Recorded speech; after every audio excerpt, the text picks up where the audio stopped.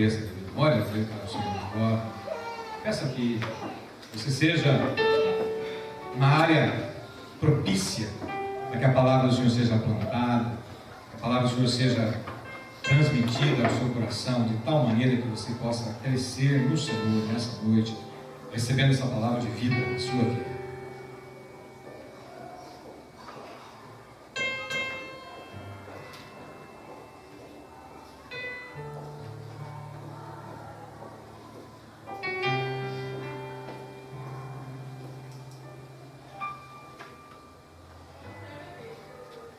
Pai do céu, eis-nos aqui, Senhor, agora, que Sua palavra vai ser pregada, falada. Ó Deus, mais uma vez, Senhor, suplicamos, tem misericórdia de nós, ó Deus. Que cada vida que aqui está esteja 100% ligada no Teu Espírito nesta hora, o Espírito dessa palavra. Meu Deus, que cada um de nós possamos, ó Deus, se entregar nesta hora à Tua palavra, à Tua voz, porque a Tua voz é a voz que nos reanima, Tua voz é a voz que nos fortalece, Tua voz é a voz que nos direciona, Senhor, nos cura, nos liberta de todo o trauma, de toda a situação, de tudo aquilo que possa estar nos causando dano, como há pouco nós oramos. Ó Pai, Senhor Jesus, Espírito Santo de Deus, passeie em nosso meio de tal maneira que, ao encontrar qualquer coração aflito, o Senhor console.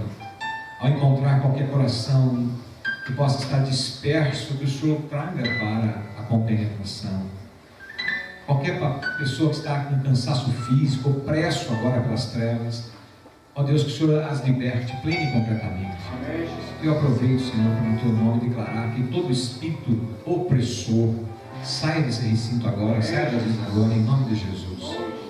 Declaro que nenhuma das vidas que aqui estão, Pai, estará sendo sequer sugestionada pelas trevas, com sofismas, com qualquer questão que possa impedir-nos de sorver a Tua palavra. Por isso, em nome de Jesus, que os Teus anjos estejam aqui somente, Pai, operando para que nós tenhamos entendimento, conhecimento, esclarecimento, crescimento, fortalecimento em Cristo Jesus.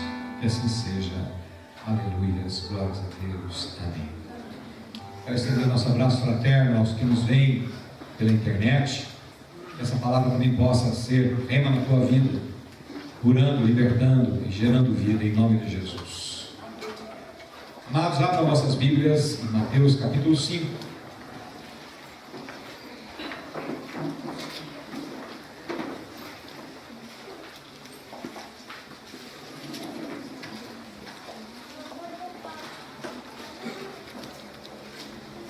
Queridos irmãos, hoje nós estamos concluindo a introdução do Sermão do Monte.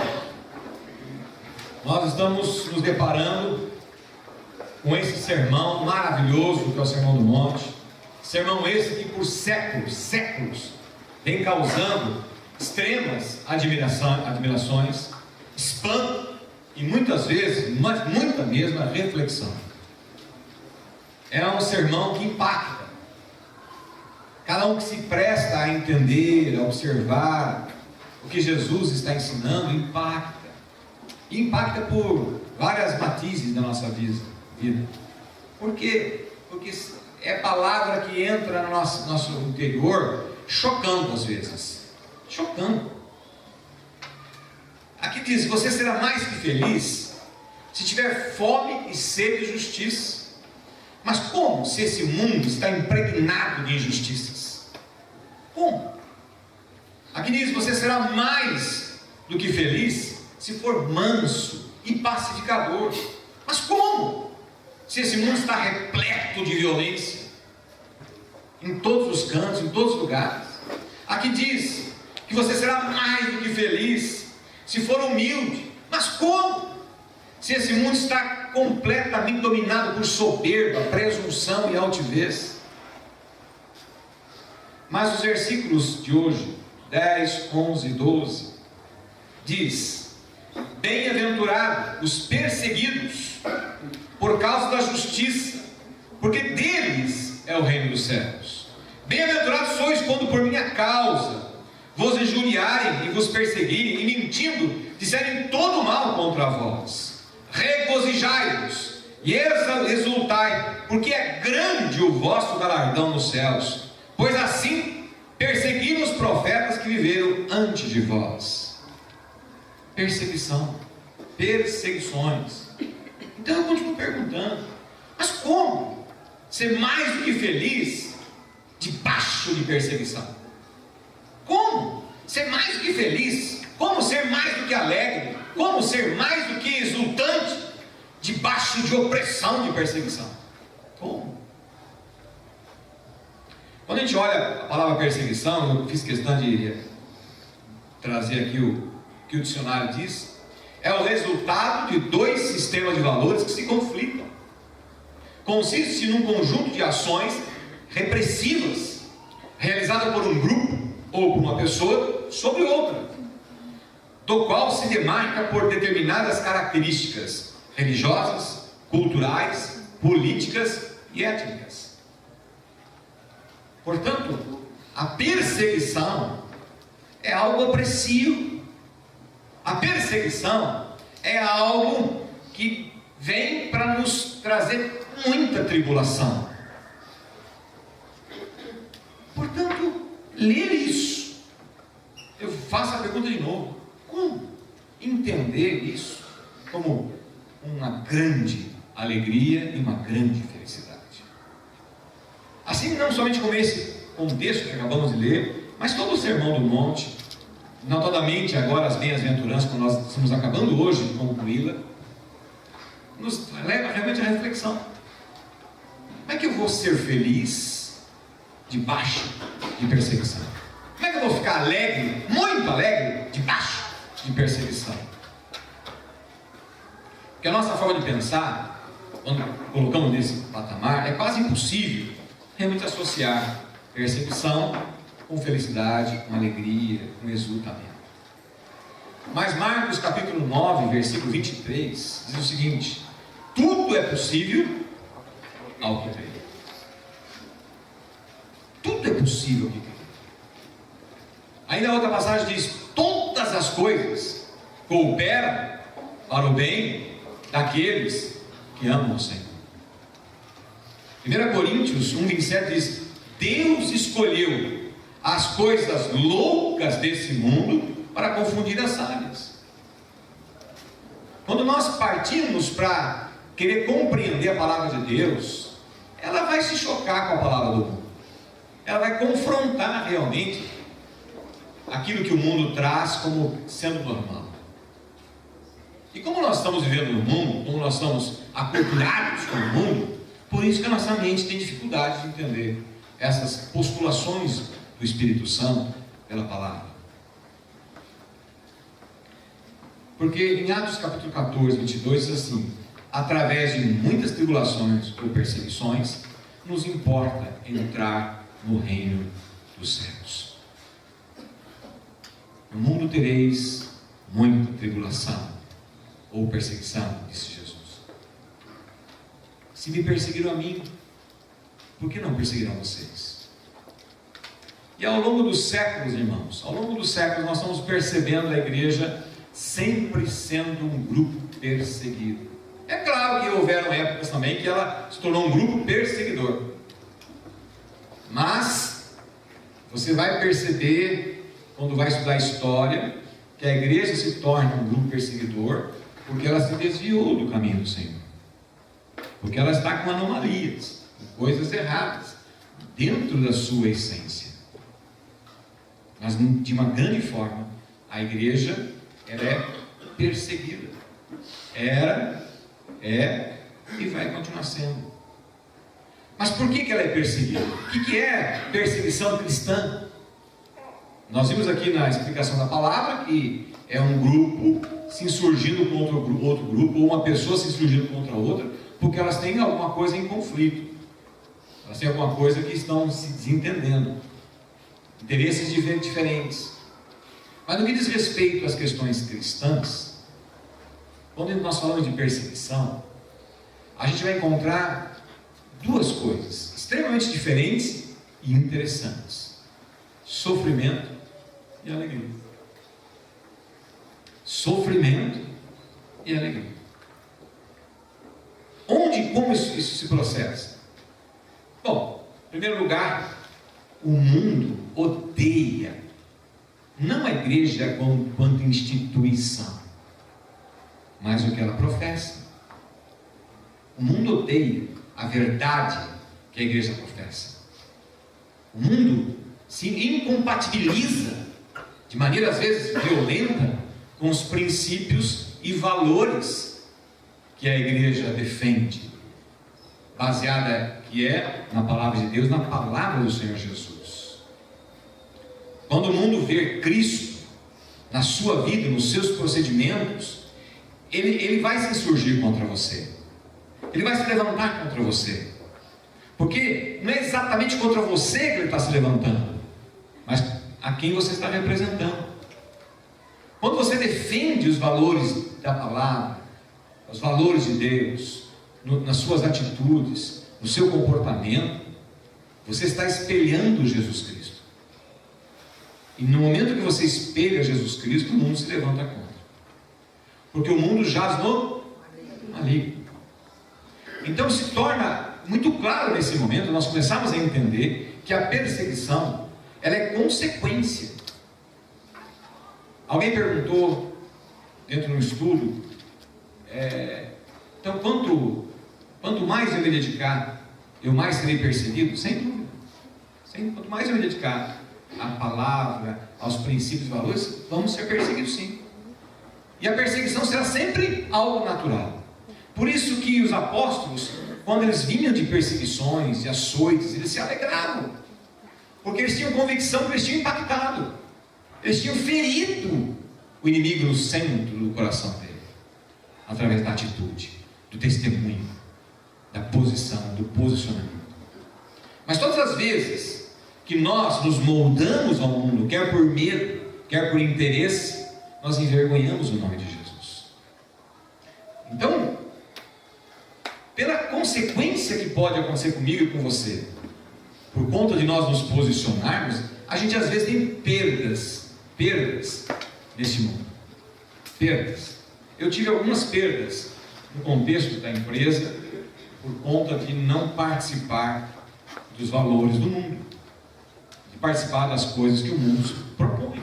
Já perdemos alguns excelentes negócios. Por quê? Porque chegava um momento que tinha que entrar os valores e princípios do mundo. Então nós dizíamos não.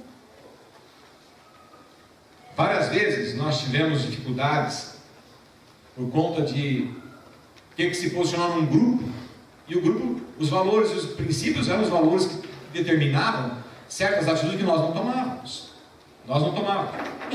Eu me lembro que quando o nosso grupo comprou, juntamente com outro empresário, Estação Plaza Show, e parte da estação ele é tombado pelo patrimônio histórico. E parte dele era descoberto. E nós queríamos cobrir, porque o descoberto não funcionava. O projeto da estação Plaza Show, antiga estação, foi todo baseado num projeto da Bahia. Mas um shopping semi-aberto na Bahia tem tudo a ver. Um shopping semi-aberto em Curitiba, nada a ver. E foi isso que deu. Rapidamente o projeto não deu certo, vocês conhecem a história comigo.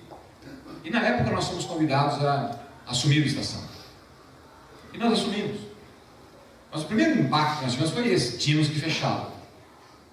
E aí fomos até o Ministério Público. Aliás, a Secretaria de Patrimônio Histórico. E foi nos dito que não era possível fechar, porque nós tínhamos que guardar uma certa distância do telhado da antiga estação ferroviária. E não havia método, não havia meio, porque a legislação assim o dizia. Então nós fomos negociando, e chegamos a um consenso de que teríamos que fazer umas tendas, porque as tendas poderiam chegar próximo. E era o que foi possível fazer dentro da lei.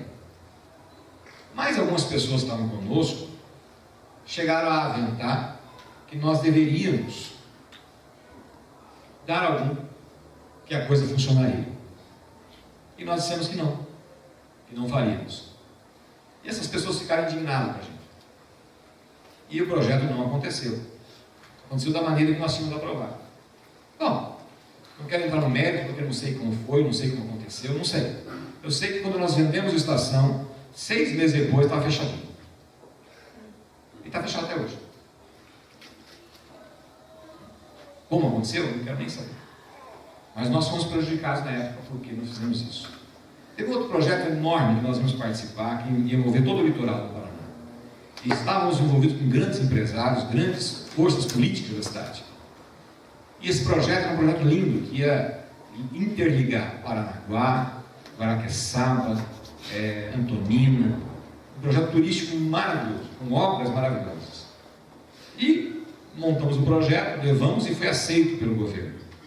E foi aceito como um projeto arrojador. Só que quando nós fomos sentar com algumas secretarias de aprovação, percebemos o que ia acontecer.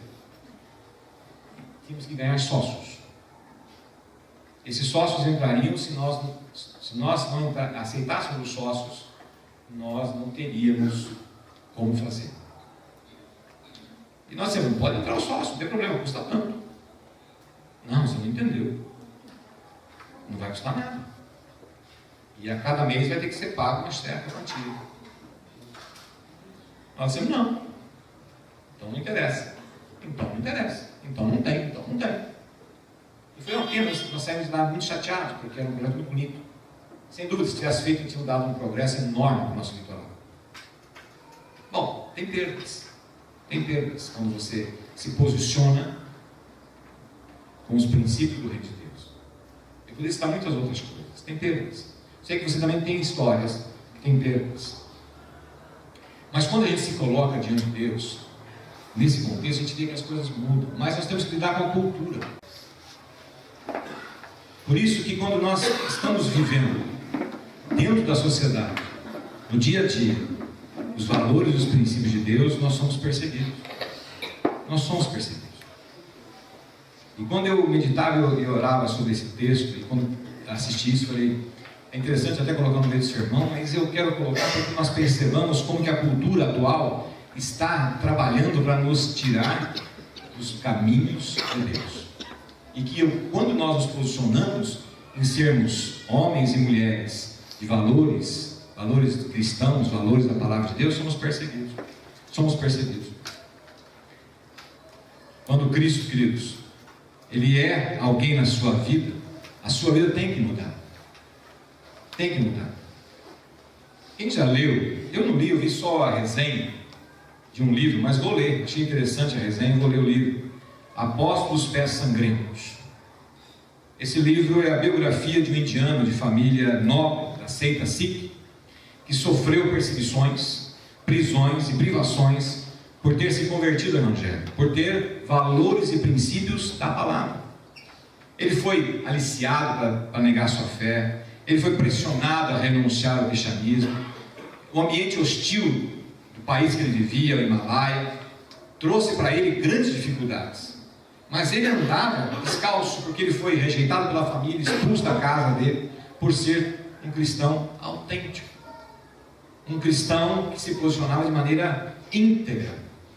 Aonde ele estava, ele era conforme a palavra dizia que tinha que ser. E por conta disso ele foi extremamente perseguido, caminhou sozinho, viveu realmente uma vida com muita luta, muita dificuldade e extremamente perseguido pelos seus. Mas a sua biografia hoje é um best-seller, por conta dele ter realmente, não somente sobrevivido dentro de um ambiente hostil, de muita perseguição, mas ele pôde dar o testemunho daquilo que a fé imputava. A igreja, meus irmãos, cresce hoje. Mas cresce de que jeito? Como é que nós estamos crescendo?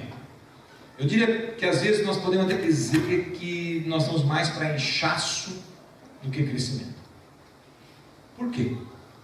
Porque nós temos que fazer diferença na sociedade. A perseguição é algo que vai chegar, porque o mundo, como eu já disse, vai nos perseguir. Mas se nós tivermos o espírito que teve daqueles que pagaram o preço de proclamar que Jesus Cristo salva, que o reino de Deus é chegado, que os valores e princípios do reino é algo para mudar a sociedade, mudar a família, mudar o meio que eu estou, e muda de fato. Então, mesmo que venha perseguições, nós entendendo isso, vamos nos regozijar. Por quê? Porque a nossa atitude estará mudando o meio e o tempo.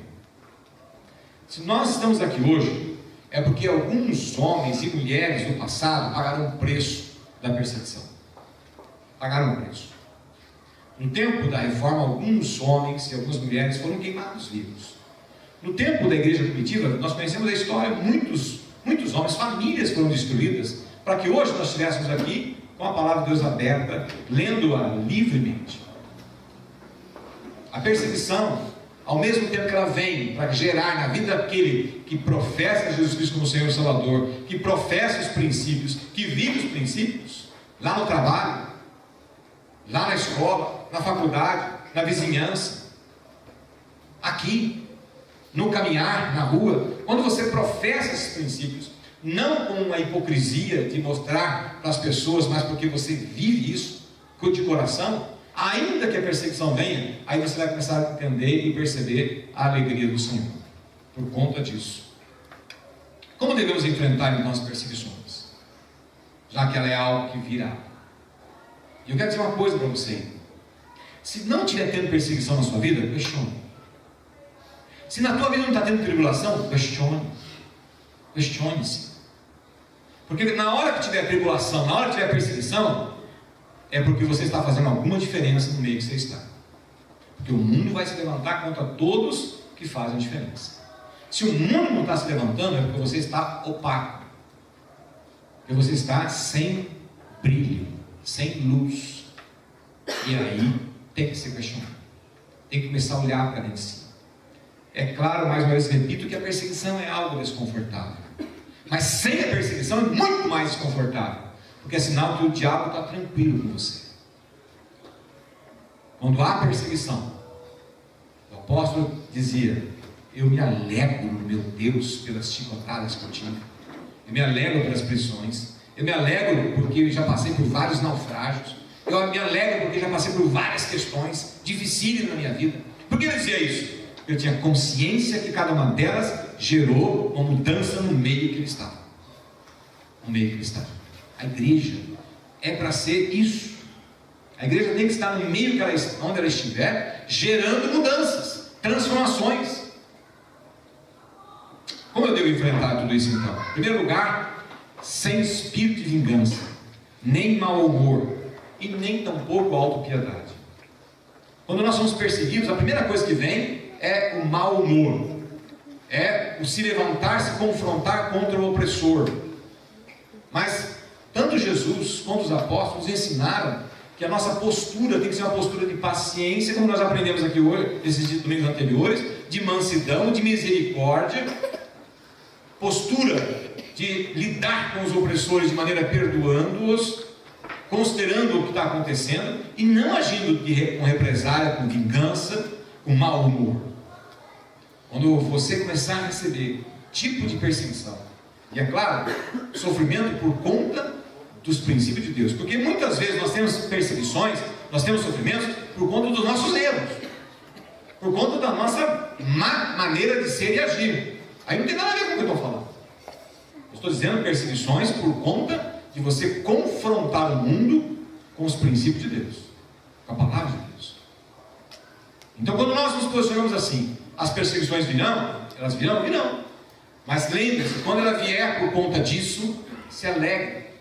Aí nós começamos a compreender que é possível sim ser alegre com a perseguição. Se alegre, porque através dessa alegria você já está proporcionando uma mudança na sua vida e na vida das pessoas que estão ao seu redor. Também você deve não ser um masoquista. O que é masoquismo? É aquele que sofre e fica feliz com o sofrimento pelo sofrimento.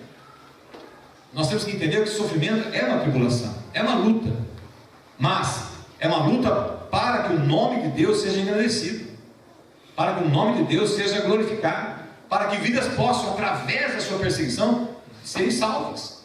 Elas poderão perceber que você está sendo perseguido injustamente, porque você professa uma fé, porque você diz que é de Jesus, porque o teu procedimento é segundo a palavra e não segundo o mundo, e por conta disso você está sendo perseguido, e por conta disso você vai dar bom testemunho. E as pessoas notarão isso. Notarão isso. Nas minhas andanças, seja pelo trabalho, pessoalmente, já tenho vivenciado isso muitas vezes, como eu contei 2 exemplos para vocês. Mas sabe, queridos, uma das grandes coisas na minha vida é poder dizer que fiz isso por bom testemunho da fé. E as pessoas sabem disso. As pessoas reconhecem isso.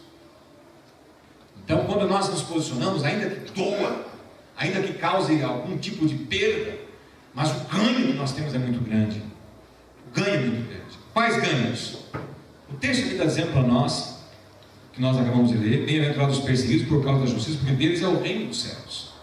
Interessante notar, queridos, que esse resultado do reino dos céus é também o primeiro das bem-aventuranças. Vou ler a primeira: bem-aventurados os humildes de espírito, porque deles é o reino dos céus. Então agora Jesus repete a consequência positiva 2 vezes. Uma no primeiro versículo, na primeira bem-aventurança, e uma na última bem-aventurança. Por quê? Bom, alguns estudiosos, fazendo a exegese, ou seja, o estudo disso, chegaram à seguinte conclusão: que o primeiro, bem-aventurados os humildes de espírito, porque deles é o reino dos céus, tem a ver com o reino dos céus aqui na terra. Você é humilde aqui na terra, e aqui na terra você vai receber o reino dos céus na sua vida, os valores, os princípios, os benefícios do reino dos céus aqui na terra. Já o último, que é esse que nós estamos em questão, diz: bem-aventurados os perseguidos por causa da justiça, porque deles é o reino dos céus. Aqui já é o reino celestial. É o reino celestial. Não temos a menor dúvida, querido, que quando aquelas famílias todas na arena de Roma, lá no Coliseu, quando eram dadas para serem motivos de show para todo o público que estava ali ao redor, sentado, assistindo, e a maneira de entretenimento para aquele povo todo era que os cristãos fossem jogados às feras.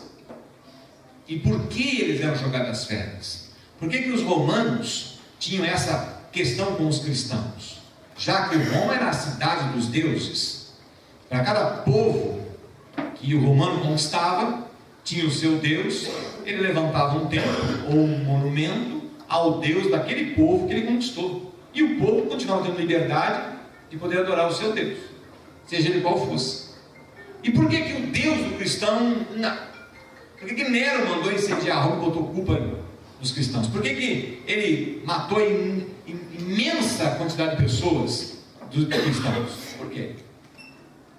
Por que ele usava os cristãos como tochas vivas para entrar em Roma? Para guiar o caminho para chegar em Roma eram tochas vivas. Por quê? Por um detalhe: todos os povos que foram conquistados foram obrigados a adorar César. César se tornou uma divindade, e por conta de uma divindade deveria ser adorado. Todos os povos eram politeístas, um Deus a mais, um Deus a menos. Qual a diferença? Bota César no panteão nosso e vamos adorar César também, sem nenhuma dificuldade. Mas os cristãos não, os monoteístas só acreditavam no único Deus, vivo e verdadeiro, e a ninguém mais deveria ser dado referência divinal. Por conta disso, os cristãos foram perseguidos. Mas perseguidos, aviltados, destruídos.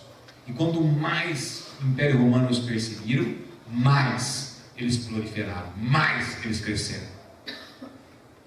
E eu tenho certeza absoluta, queridos, que lá em Apocalipse, quando nós vamos estudar até o livro, já estamos começando a estudar o livro de Apocalipse na escola dominical da manhã, há aquelas referências que Deus estaria recebendo os mártires nas suas vestiduras brancas, na presença do Deus Altíssimo.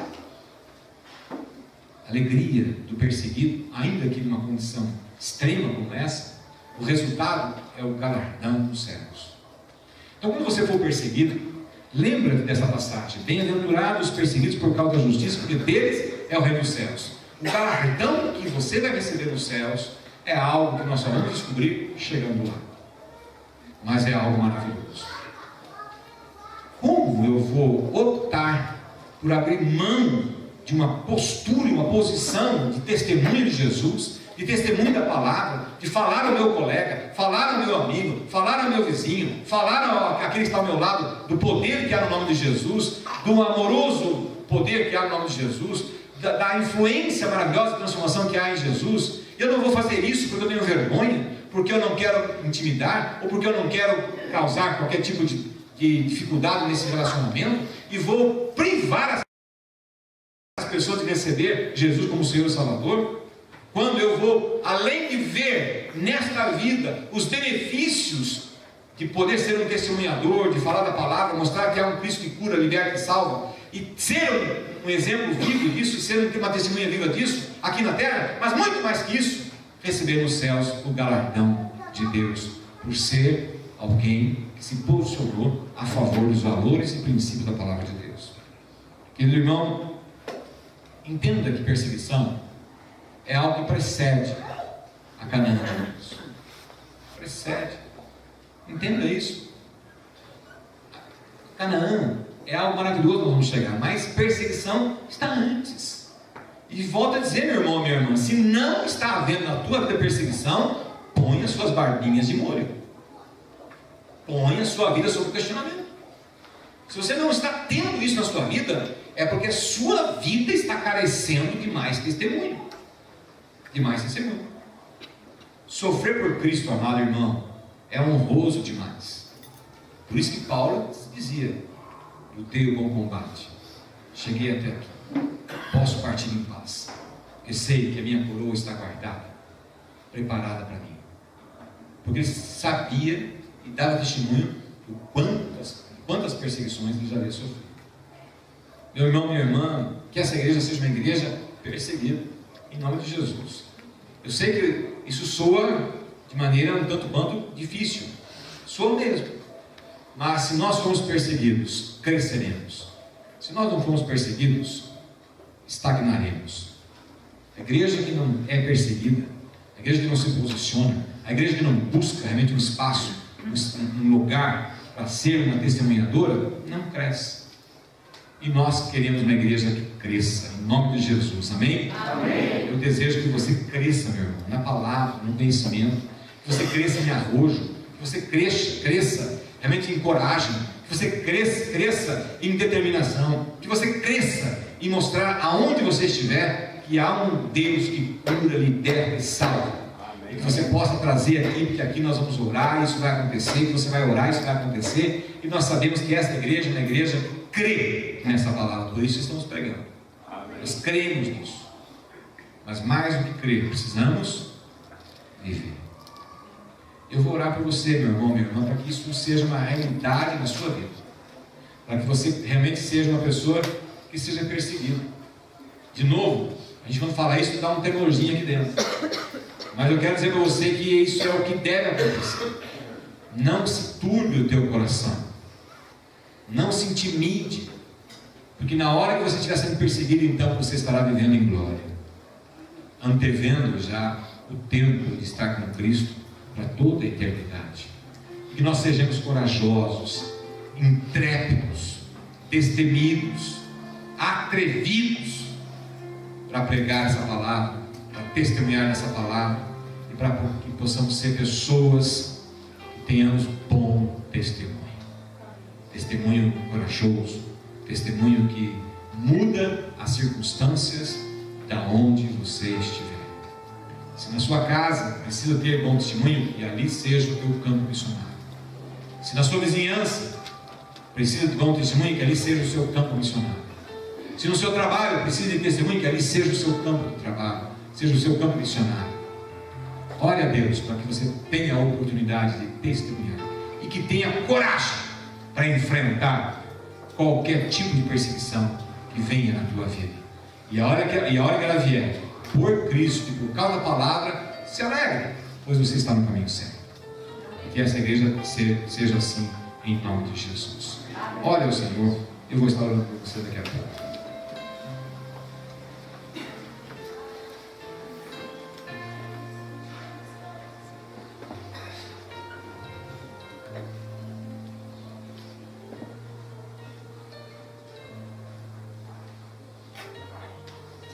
Vou orar para que você seja um corajoso e uma corajosa.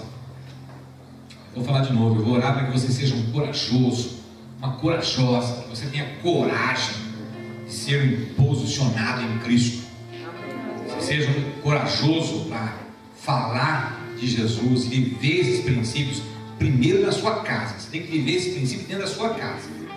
Depois, aonde Deus te enviar.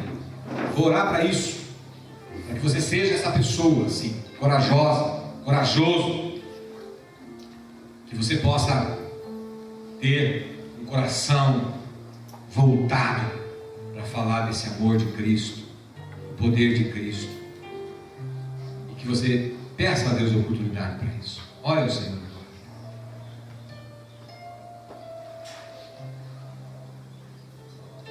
Ó Deus querido, Senhor amado, teu povo está orando agora ao Senhor, de maneira humilde, de maneira respeitosa, de maneira a se comunicar contigo, Pai, não porque tenhamos mérito, mas porque somos teus filhos, lavados no sangue do Cordeiro, compreendemos a dimensão dessa palavra, que nos exorta, mas ao mesmo tempo nos empurra para sermos pessoas com conteúdo dos princípios e valores do Senhor. Que nós sejamos pessoas que, ao nos relacionarmos com outras pessoas, possamos levar a elas esses princípios, esses valores, não com palavras somente, mas com atitudes. Pai, que o teu povo seja um povo corajoso, para não somente testemunhar, mas para se posicionar. Ó Deus, não importa que as perseguições venham, se elas vierem, meu Deus, dê força ao seu povo, capacita o seu povo agora, meu Deus. O Senhor tem nos dito pela tua palavra que não há de vir nada que nós não possamos suportar. E eu quero te pedir agora, meu Deus, que coloque intrepidez no coração, na mente, nas atitudes de cada um que aqui está. Coragem para se posicionar, coragem para testemunhar, coragem, meu Deus, para estar levando esse evangelho. Tira de cada um de nós todo o processo de inanimação, de conforto com o estado que está vivendo. Tira de nós, meu Deus, todo o processo que nos impede de podermos nos identificar com a tua palavra e que possamos proclamar essa palavra onde nós estivermos, através de atos, atitudes e a própria proclamação. Abençoa cada um de nós, Senhor, abençoa mesmo, unja, Pai, prepara, enche o coração e a mente de cada um deles com a tua palavra, e se eles não estiverem buscando a sua palavra, que haja a partir de hoje, meu Deus, um sentimento, um desejo, uma sede, uma fome muito grande de ser alimentados pelo Senhor, fortalecidos pelo Senhor.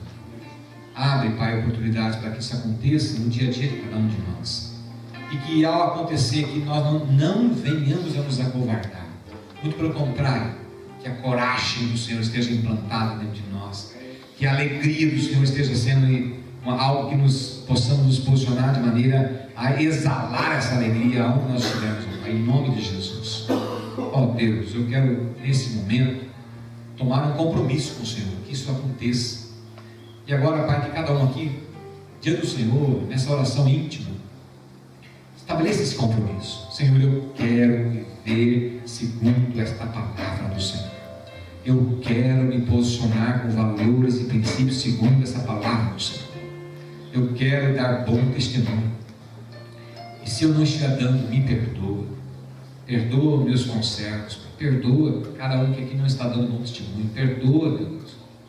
E também, ó Pai, revele-se a eles de tal maneira, a minha vida também, de tal maneira que haja plena conversão, mudança mesmo de atitude, de posicionamento, em nome de Jesus. Por isso, meu Deus, eu quero abençoar o teu povo agora com a tua bênção, Senhor, para que esta bênção possa enriquecê-los de tal maneira que saiam daqui realmente renovados, saiam daqui, Pai, cheios do teu Espírito, proclamando tudo isso que nós hoje ouvimos com coragem, com intrepidez, com força, em nome de Jesus. Por isso, povo de Deus, que o Senhor te abençoe com isso, que o Senhor renove dentro de você de maneira plena, forte, vibrante, esta coragem, essa determinação de proclamar, de falar, de viver o reino de Deus aqui na terra.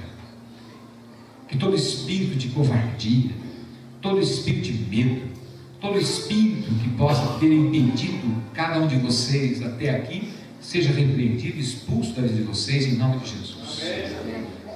E que, ó Deus, que pela tua infinita e maravilhosa graça, misericórdia, o Senhor derrame sobre eles este poder, de não somente ser, mas viver os princípios e os valores do reino de Deus.